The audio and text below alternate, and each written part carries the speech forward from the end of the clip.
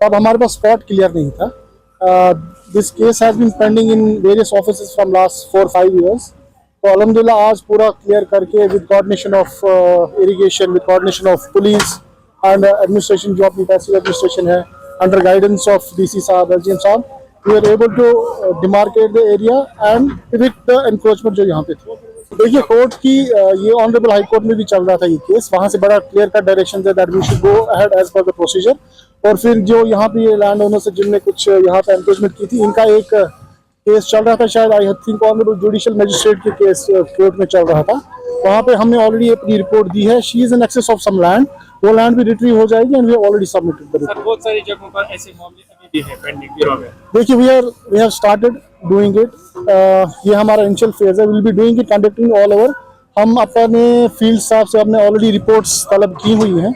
जहाँ जहाँ हमें इरिगेशन डिपार्टमेंट या अपना फील्ड स्टाफ या और कोई डिपार्टमेंट जहाँ भी हमें बता देगा, those will be also there.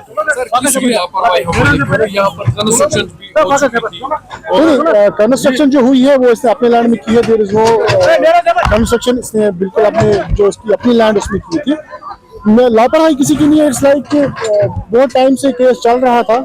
सो जो pendency of case before honourable high court and other courts थोड़ा इसमें डिले हो गया, but we have restored it.